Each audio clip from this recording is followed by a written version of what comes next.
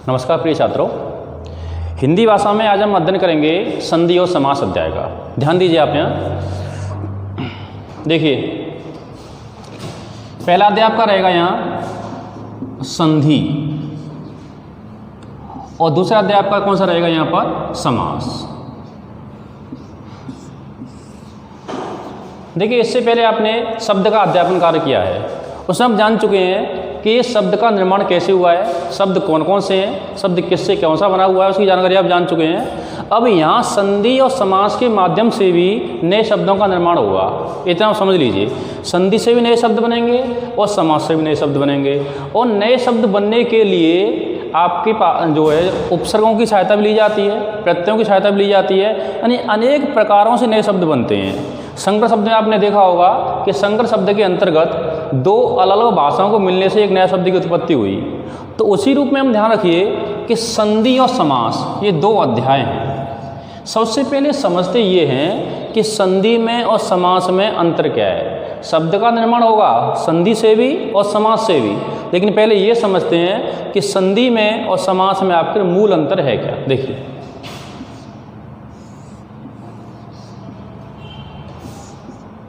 संधि और कौन सा है समास, इन दोनों की परिभाषा से आपका ये क्लियर हो जाएगा कि संधि और समास में आखिर अंतर क्या है। देखिए, परिभाषा की ये है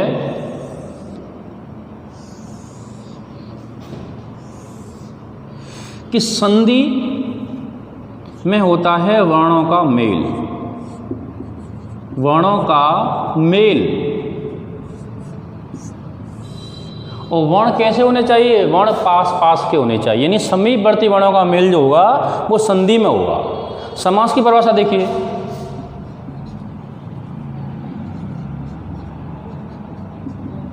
शब्दों का संक्षिप्त रूप, वर्णों का मेल, और यहाँ पे क्या होगा आपका शब्दों का संक्षिप्त रूप। क्लियर हुआ। यानी आप ये समझ सकते हैं कि नए शब्द बनेंगे संधि से भी, नए शब्द बनेंगे आपके समास से भी। संधि में होगा वर्णों का मेल और समास के अंदर किसी का मेल नहीं होगा। जो शब्द लिखे होंगे उन शब्दों का एक संक्षिप्त रूप करके लिख दिया जाएगा। देखिए आप यहाँ पर उदाहरण के तौर पर, जैसे मैंने यहाँ एक पद लिखा विद्या और आलय। स्पष्ट आपको दिखाई दे रहा है कि विद्या और आलय दो शब्द हैं, लेकिन दोनों शब्दों को मिलाकर एक नया शब्द नहीं बनेगा। दोनों शब्दों के समीपवर्ती जो वर्ण हैं उनको मिलाने से एक नया शब्द बनेगा। ना तो व और आ को मिलाया जाएगा, न ल और द को मिलाया जाएगा, न य और वे को मिलाया जाएगा। केवल इस चिन्ह के पास पास के जो दो वर्ण हैं, यानी देखो यहाँ पर आपका आ निकल के आ रहा है और यहाँ पर भी आ निकल के आ रहा है। नियम कहता है कि आ और आ के मिलने से आ बन जाता है। ये नियम आपको बताया जाएगा। चलिए समझिए, आ और आ के मिलने से आ बना, तो विद्या और आलय दोनों को मिलाने से क्या बना आपका विद्यालय। केवल आपको मूल अंतर बताया जा रहा है, संधि में समास में मूल अंतर क्या है क्या। अब समास की तरफ देखिए, समास में बताया गया है शब्दों का संक्षिप्त रूप, यानी ये समझ लीजिए कि रथ को चलाने वाला, रथ को चलाने वाला। कितने शब्द आपको दिखाई दे रहे हैं, रथ एक हो गया, को दूसरा हो गया, चलाना तीसरा हो गया और वाला आपका चौथा हो गया। यानी चार पद हैं। इन पदों का संक्षिप्त करके एक रूप लिखा जाएगा, उसे हम बोलेंगे समास। इनका रूप लिखा जाएगा आपका रथ चालक, रथ चालक। बताइए क्लियर हुआ। रथ चालक को समझिए, इसे हम समास भी कह सकते हैं, इसे संक्षिप्त पद भी कह सकते हैं, या इसे सामासिक पद भी कह सकते हैं। इतना क्लियर हुआ। आप चाहे तो अंग्रेजी भाषा के माध्यम से इसे जो है कंपाउंड भी कह सकते हैं। तो देख रहे होंगे कि संधि में होता है वर्णों का मेल और समास में होता है शब्दों का संक्षिप्त रूप, यानी कभी मेल नहीं होता समास के अंदर। ये संधि में वर्णों का मेल होता है, समास के अंदर क्या होता है, शब्दों का संक्षिप्त रूप होता है। ये बात आपकी यहाँ क्लियर हुई। संधि में और समास में मूल अंतर आपका है क्या? देखिए अब आरंभ करते हैं संधि वाला अध्याय।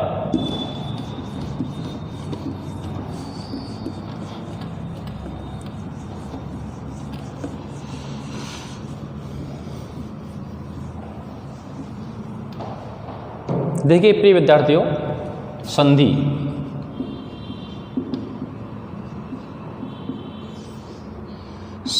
अपने आप में एक ऐसा अध्याय होता है कि जहाँ से प्रश्न लगभग 3 प्रकार के आते हैं। यानी जितने भी अध्याय आपको कराए जाएंगे उन सभी अध्यायों के जो प्रश्न हैं वो पहले पता होना चाहिए किस अध्याय से कैसा प्रश्न बनता है। संधि से 3 प्रकार के प्रश्न बनेंगे तुम्हारे।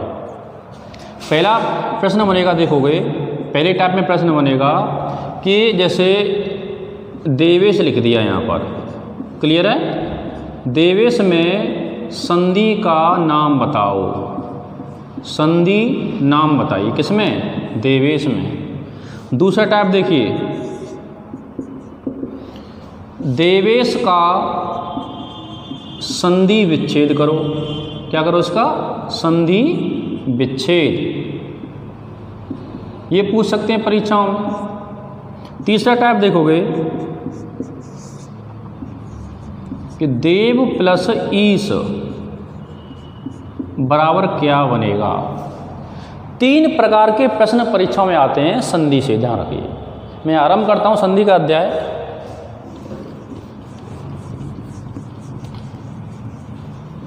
संधि मूलतः आपकी 3 प्रकार की होती है। परिभाषा अभी मैंने आपको बताई थी। परिभाषा रूप में ये ध्यान रखिए कि 2 समीपवर्ती वर्णों का मेल, 2 समीपवर्ती वर्णों का मेल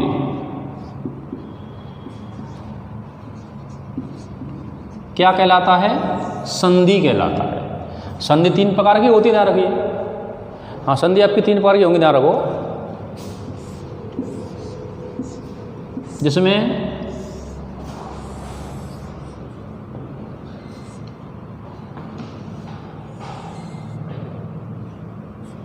पहली संधि जो होगी उसे हम कहेंगे स्वर संधि, और दूसरी संधि आपकी होगी उसे कहेंगे व्यंजन संधि। तीसरी आपकी होगी उसे कहा जाएगा विसर्ग संधि।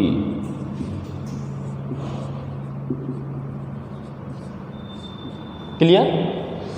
स्वर संधि, व्यंजन संधि और विसर्ग संधि। देखिए 3 संधि आपकी इस तरह से बनी हुई हैं क्योंकि यहाँ लिखा हुआ है 2 समीपवर्ती वर्णों का मेल।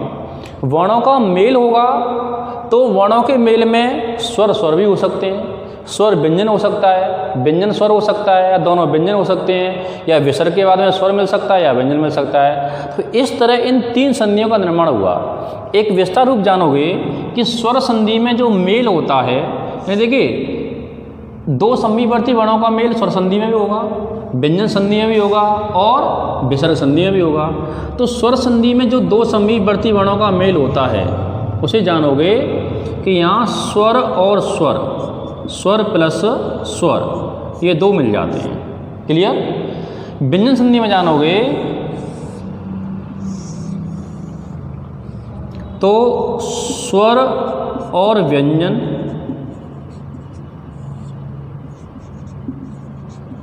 व्यंजन या स्वर और व्यंजन प्लस व्यंजन,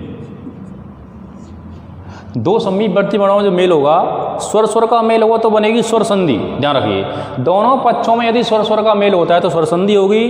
दोनों पक्षों में स्वर व्यंजन स्वर या व्यंजन मिलते हैं तो व्यंजन संधि होगी। और दोनों पक्षों में यदि देखोगे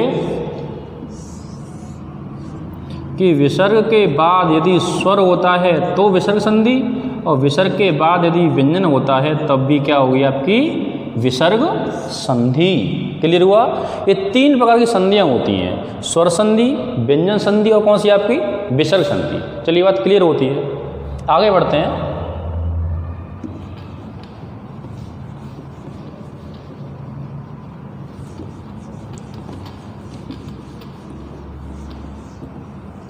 देखिए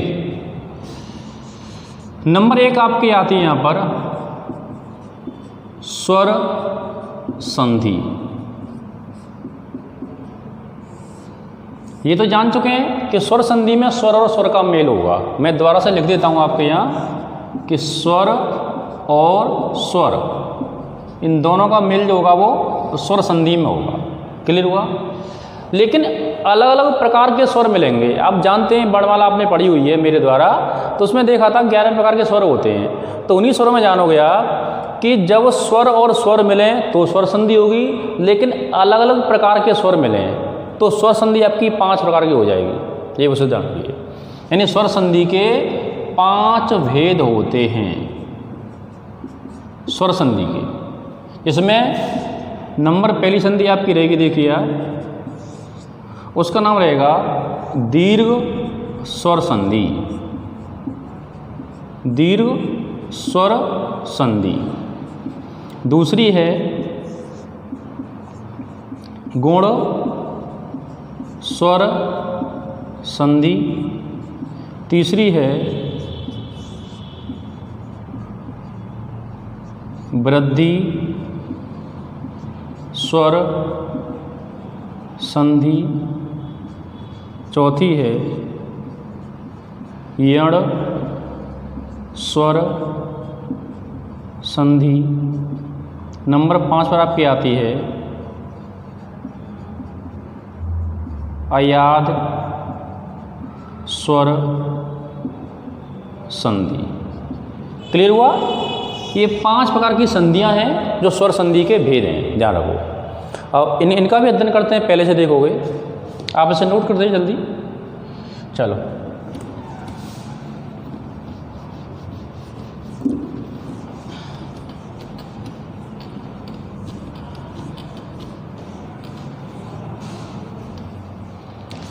पहली संधि आपकी आती है यहाँ पर दीर्घ स्वर संधि।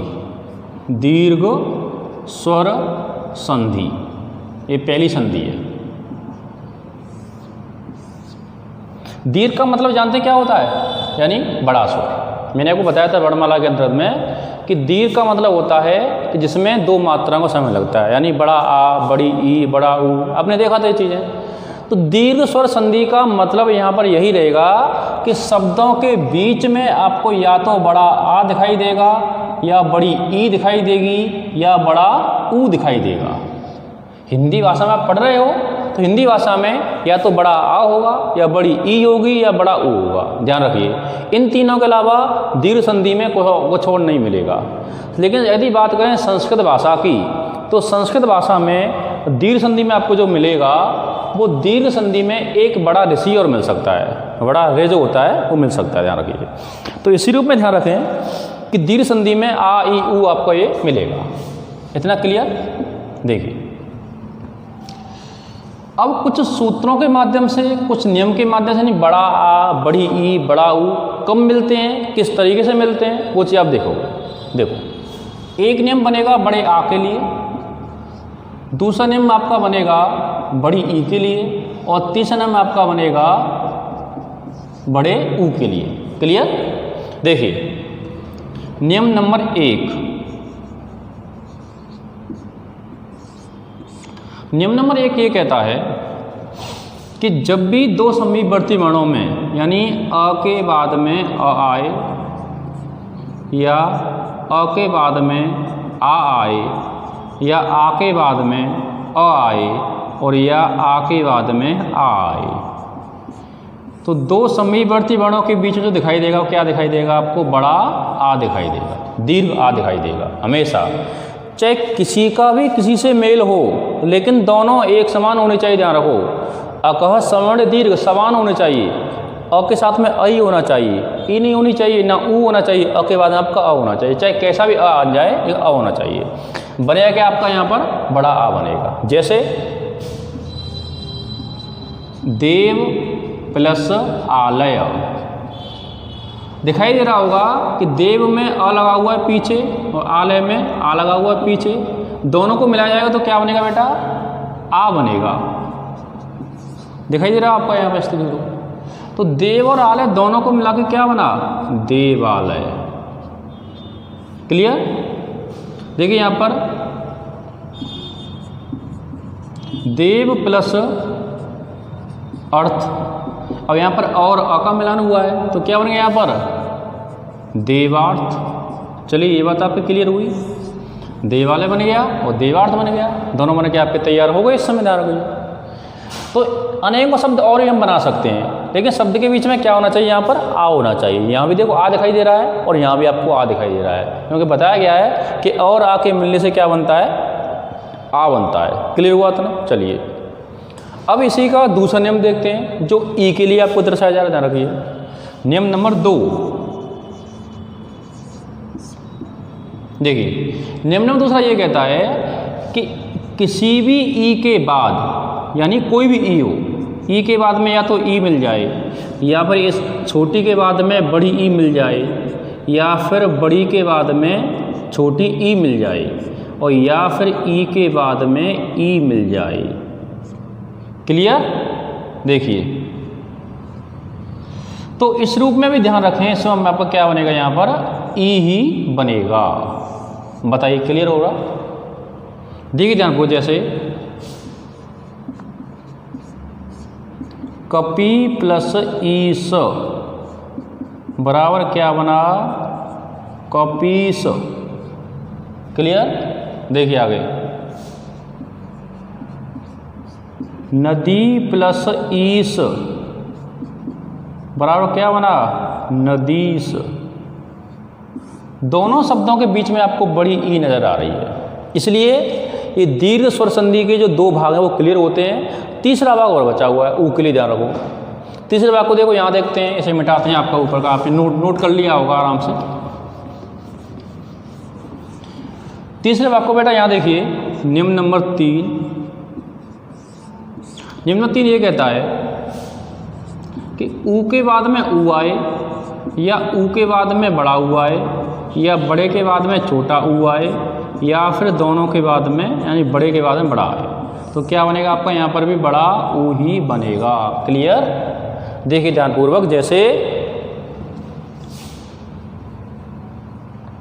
शब्द हैं बहुत सारे, भानु प्लस उदय, भानु प्लस उदय बराबर क्या बना आपका यहाँ, भानुदय। और देखो गुरु छोटा ऊ लगा हुआ है और यहाँ पे क्या लगा, उपदेश। दोनों शब्दों को मिलाने से क्या बना, गुरुपदेश। क्लियर हुआ। चलिए नोट कर सकते हैं आराम से। अब आगे बढ़ सकते हैं। दीर्घ स्वर संधि आपकी यहीं संपन्न होती है। अब आगे बढ़ सकते हैं इसके बाद। देखिए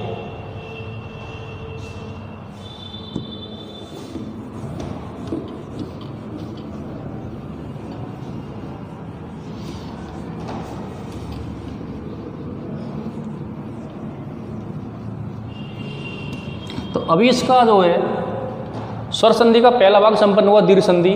स्वर संधि का दूसरा भाग देखोगे तो उसका नाम क्या है, गुण स्वर संधि, गुण स्वर संधि। क्लियर हुआ इतना, ध्यानपूर्वक देखोगे। गुण स्वर संधि, देखो इसकी एक मूल पहचान ये होती है कि शब्द के बीच में या तो आपको ए नज़र आएगा या ओ नज़र आएगा और या फिर अर ही नज़र आएगा। जैसे आपने पिछली यानी जो दीर्घ स्वर संधि थी उसमें देखा था कि बड़ा आ होता है, बड़ी ई होती है, बड़ा ऊ होता है। ध्यान रखिए। उसी रूप में ध्यान दीजिए कि गुण संधि में ए और अर, इनमें से कोई ना कोई एक आपको मिलेगा। जो उसकी मूल पहचान है उसको आप ध्यान रखिए। चलिए अब मैं आगे बढ़ता हूँ। तो जितने शब्दों का निर्माण होता है, जितने अक्षरों का निर्माण होता है, उतने नियम बन के तैयार हो जाते हैं। क्योंकि आपको बताइए, क्योंकि हर शब्द एक नियम के थ्रू बना हुआ है। तो ए का एक पहला नियम होगा, ओ का दूसरा नियम होगा और अर का तुम्हारा तीसरा नियम होगा। ध्यान दीजिए। देखिए पहला नियम ये कहता है कि यदि हम अ को मिला दें ई से, क्लियर है, या अ को मिला दें बड़ी ई से, या बड़े आ को मिला दें छोटी ई से, और या बड़े आ को मिला दें बड़ी ई से, तो नए नए शब्द के रूप में जो बनेगा वो ए बनेगा। क्लियर? ये पहला नियम है। किसके लिए? ए के लिए।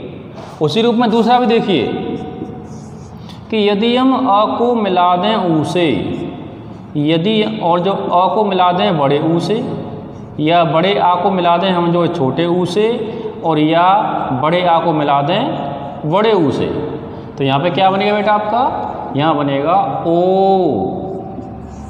भाई देखिए ए का निर्माण कैसे हुआ है? ए का निर्माण आपका हुआ है अ के साथ में ई के मिलने से, और ओ का निर्माण आपका हुआ है अ के साथ में ऊ के मिलने से। चाहे कोई सा भी ऊ मिल जाए या कोई सी भी आपकी ई मिल जाए, ध्यान रखिए आप यहाँ। चलिए अब इनके एग्जाम्पल देखते हैं। जैसे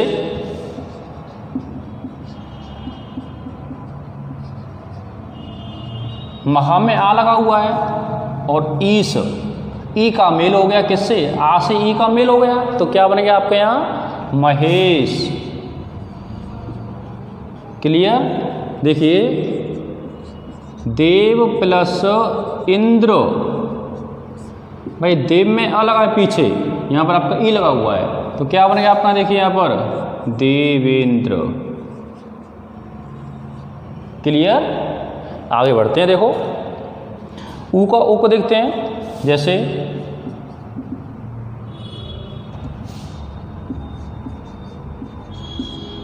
सूर्य प्लस उदय बराबर क्या बना? सूर्योदय। क्लियर? ध्यान रखिए। और देख सकते हैं इसके अलावा अनेकों शब्द बन सकते हैं, ध्यान रखिए।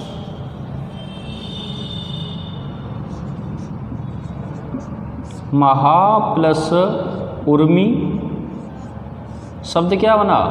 महोर्मी। और भी अनेकों शब्द बन सकते हैं।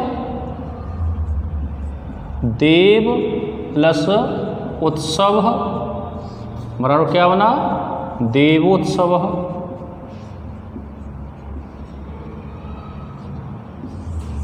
चलिए ये बातें क्लियर हुई आपके यहाँ पर। तो गुण संधि के 3 नियम हैं। एक ए के लिए नियम बताया जाएगा, एक ओ के लिए नियम है, एक आपका आर के लिए। ए वाला क्लियर हो चुका है, ओ वाला क्लियर होगा, एक अर वाला बचा हुआ है, उसे क्लियर करते हैं। एक मिनट जरा देखिए, अर वाला जो नियम बचा हुआ है उसे जरा देखोगे। नियम नंबर 3 देखिए जरा ध्यान से। देखो तीसरे नियम ये कहता है कि अ के बाद यदि रे का मेल हो, किसका मेल हो? रे का मेल हो, या फिर आ के बाद में रे का मेल हो, क्योंकि रे यहाँ पर अकेला है तो 2 ही इसके नियम बन पाएंगे, ना रखिए। तो यहाँ पर क्या बनेगा तुम्हारा? अर बनेगा। क्या बनेगा? अर। अर में देख लीजिए कि र है वो आधा है, और ये भी ध्यान रखें कि आधा र जब आता है तो अक्षर के ऊपर आता है, कभी अक्षर के नीचे नहीं आता है, ध्यान रखिए। अक्षर के नीचे आने वाला जो र होता है वो हमेशा पूर्ण होता है अपने आप में, ऊपर आने वाला र होगा हमेशा वो आधा होगा, तो अर का निर्माण होगा। जैसे देखोगे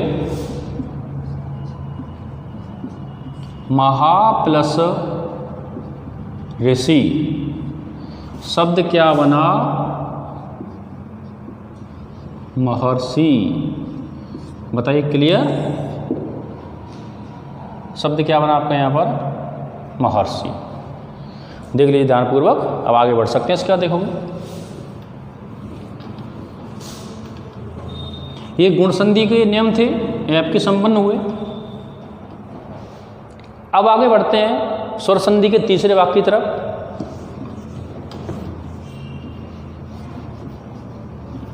देखिए स्वर संधि तीसरा वाक्य कहता है तुम्हारा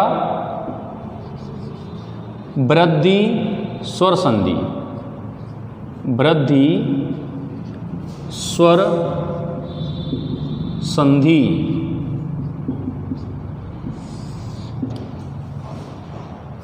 वृद्धि क्या है? स्वर संधि।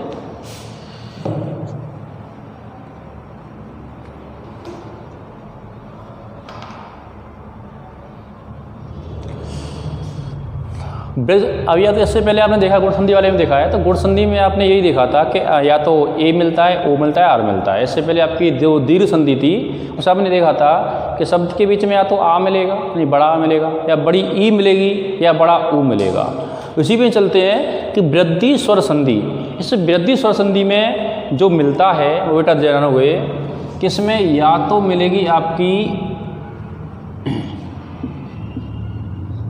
ए, कौन सी ए, बड़ी ए, और यहाँ पे क्या मिलेगा आपको, यहाँ पर औ, कौन सा औ, बड़ा औ। इन दो अक्षरों का निर्माण होगा शब्द के बीच में, या तो बनेगी बड़ी ए या क्या बनेगा आपका बड़ा औ। ध्यान रखिए। जैसे पहला नियम देखो कि यदि अ का मेल आपका ए से होता है, या बड़े का बड़ी से, या आपका बड़ा आ का मेल ए से, और या फिर जो अ है उसका आई से, किसी रूप में मेल हो, फिर अ के बाद में ए आनी चाहिए, तो क्या बनता है आपका यहाँ पर आई ही बनेगा शब्द के बीच में। जैसे अनेकों एग्जाम्पल इसके मिलते हैं, तथा प्लस ए वह बराबर क्या बना, तथई वह। क्लियर। सदा प्लस एव बराबर क्या बनेगा आपका यहाँ, सदैव।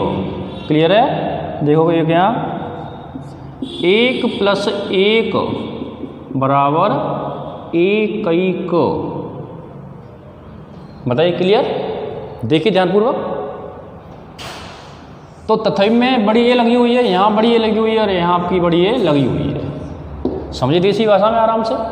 अब इसके बाद जानोगे दूसरा नियम। ये नियम कहता है कि यदि अ का मेल होता है ओ से, या आ का मेल होता है ओ से, या फिर आपका आ का मेल होता है औ से, और या फिर आ का मेल किससे होता है, औ से। क्लियर। शब्द के बीच में जो बनेगा बेटा वो आपका औ ही बनेगा। क्लियर है। देखिए जैसे महा प्लस औषध, शब्द क्या बना, महौषध। महान है जो औषध। ध्यान रखिए। एक और देख लीजिए इसका, महा प्लस औषधि क्या बना बताइए, शब्द बन जाएगा महौषधि। क्लियर। देखिए ध्यानपूर्वक। तो ये थी आपकी वृद्धि स्वर संधि। अब स्वर संधि के दो भाग बचे हुए हैं, एक यण संधि और एक अयाद संधि। उसे अभी क्लियर करते ध्यान रखिए। देखो इसे नोट कीजिए, जल्दी मिटाते हैं।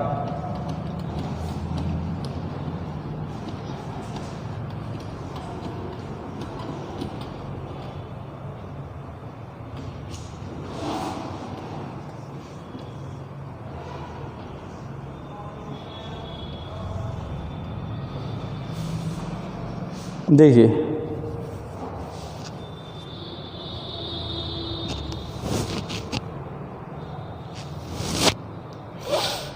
देखोगे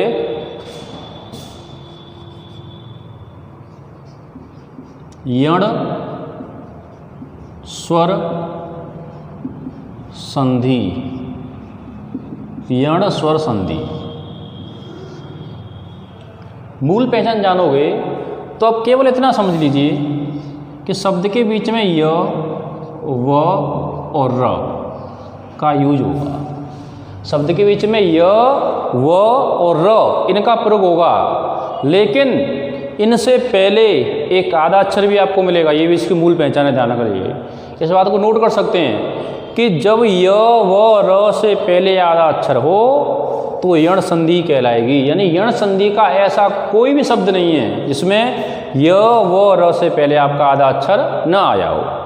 ये एक मूल पहचान है, ध्यान रखो। जैसे जानोगे आप यहाँ, अब देखिए तीन अक्षर यहाँ पे, य भी है, व भी है और र भी है। तो 3 नियम बनेंगे, ध्यान रखिए। पहला नियम देखोगे तो पहला नियम ये कहता है कि यदि किसी भी ई के बाद, यानी कोई भी ई हो, कोई ई को छोड़कर भिन्न स्वर आ जाए, और भिन्न स्वर से मतलब आप समझ रहे होंगे, भिन्न स्वर से मतलब ये हुआ कि ई को छोड़कर कोई भी स्वर आ जाए उन 11 स्वरों में से, तो क्या बनेगा आपका यहाँ पर? य बनेगा। क्लियर? दूसरा नियम देखोगे तो ये कहता है कि ऊ और ऊ के बाद यदि कोई भिन्न स्वर आता है तो क्या बनता है आपका यहाँ पर? व बनता है। तीसरे नियम देखिए क्या कहता है यहाँ पर कि रे के बाद यदि कोई भिन्न स्वर आता है तो क्या बनता है आपका यहाँ पर? र बनता है। ध्यान दीजिए, जैसे अब देखिए उदाहरण है अति प्लस अधिक, अति प्लस अधिक। दोनों शब्दों को देखा जाए, अति में ई लगा हुआ है, अधिक में आपका अ लगा हुआ है। ई और अ को मिलाने से क्या बनेगा? यह बनेगा। शब्द क्या बन जाएगा आपका? अत्यधिक। देखिए तो पे जो ई की मात्रा थी बेचारा आधा हो गया, और अ का बदलाव किस में हो गया? य में हो गया। तो क्या बनेगा? अत्यधिक बन गया। इत्य प्लस आद, शब्द क्या बना आपका? इत्यादि। क्लियर? इसको देखिए तो ये है तुम्हारा जैसे देवी, सॉरी ये सब नहीं बन पाएगा, ध्यान रखिए, वो आपका ऊपर का एग्जाम्पल हो जाएगा। देखो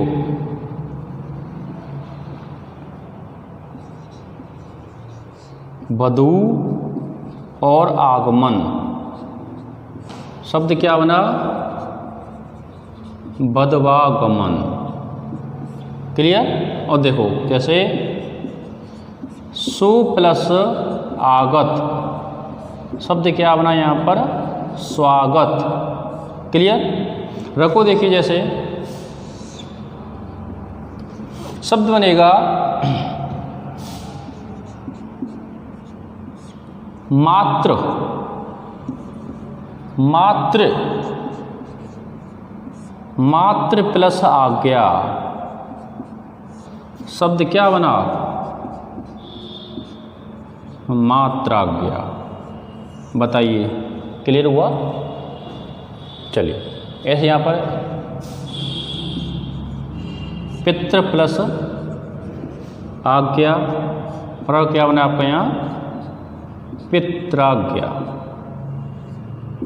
चलिए तो इनसे आप जान चुके होंगे कि जैसे रे का जो मेल होता है भिन्न स्वर से तो र बनता है, ऊ का मेल होता है भिन्न स्वर से तो व बनता है, और ई का मेल होता है भिन्न स्वर से क्या बनता है आपका? य बनता है। इसलिए इनको नोट कीजिए आराम से और समझने का प्रयास कीजिए।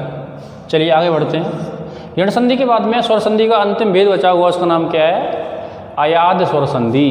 बहुत महत्वपूर्ण अपने आप में ध्यान रखो, और उसके गिने चुने शब्द आते हैं परीक्षा पूछने के लिए।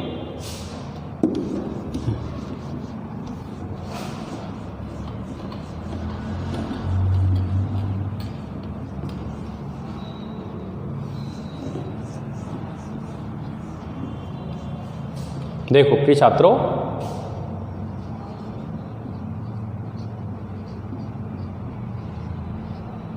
अयाद स्वर संधि, अयाद स्वर संधि। देखिए ध्यानपूर्वक, अयाद स्वर संधि की मूलतः एक पहचान होती है कि शब्द के बीच में या तो आया मिलता है या आया मिलता है, अब मिलता है या आव मिलता है। 4 इसकी मुख्य पहचान होती हैं। जैसे पहली पहचान के रूप में देखोगे कि किसी भी, यानी जो ए आपकी है, ए के बाद में कोई भिन्न स्वर आता है। क्या आता है? भिन्न स्वर। तो क्या बनता है आपका यहाँ पर? अय। दूसरा है कि आई के बाद कोई भिन्न स्वर आए। देखो ये भी जानना यानी याद करना जरूरी नहीं है। छोटी ए है तो आया बनेगा, छोटा आई आपका आ गया तो क्या बनेगा यहाँ पर आया बनेगा। क्लियर। तीसरा है कि यदि आई के बाद, सॉरी यहाँ पे देखोगे ऊ के बाद, ओ के बाद कोई भिन्न स्वर आता है, भिन्न स्वर, तो यहाँ पे क्या बनेगा आपका, यहाँ पर अव बनेगा, अव। चौथा देखोगे तो औ के बाद कोई भिन्न स्वर आता है तो क्या बनता है आपका यहाँ पर आव बनता है। बताइए क्लियर। अय, आय, अव और आव। देखिए एग्जाम्पल देखोगे, ने प्लस अन बराबर क्या बना, नयन। देखो आपके यहाँ पर ने प्लस एका, अब आई आ गया तो क्या बनेगा आपका यहाँ पर नायका। क्लियर। अब को देखिए जैसे ओ प्लस अन बराबर क्या बना, पवन। यहाँ भी जानोगे तो जैसे भौ प्लस उक और क्या बनेगा भावुक। देखिए जानो कि अनेकों एग्जाम्पल बन सकते हैं। और जैसे पौ पचित्र और क्या बनता है आपका यहाँ पर पौ प्लस इत्र बराबर क्या बनेगा पवित्र। तो संधि एक ऐसा अध्याय है आपके यानी आपके इस हिंदी व्याकरण शास्त्र में कि जिसके लिए नियमित प्रैक्टिस करना बहुत ज़रूरी है। यानी संधि अपने आप में क्या है, एक नियमों से भरा हुआ अध्याय है। तो अभी तक आपने 3 संधियाँ देखी हैं, स्वर संधि, व्यंजन संधि और विसर्ग संधि। उसमें सबसे पहले आपने अध्ययन किया है तो वो स्वर संधि का जो 5 भेद इसके होते हैं उसका अध्ययन आपने किया है। इस 5 भेदों में दीर्घ संधि, आपने गुण संधि, वृद्धि संधि, यण संधि और अयार संधि, इसका आपने अध्ययन किया है। मिलते हैं अगली क्लास में, उसके लिए ध्यान रखोगे आप अगली क्लास के लिए। उसमें व्यंजन संधि और विसर्ग संधि वो पूर्ण करा दी जाएंगी आपकी। यानी स्वर संधि के 5 भेद थे वो आपके यहाँ संपन्न हो चुके हैं। अगली क्लास में आपकी जो है व्यंजन संधि और विसर्ग संधि पूरी तरह से पूर्ण करा दी जाएंगी। चलिए विशेष ध्यान, अपना ख्याल रखिए। नमस्कार।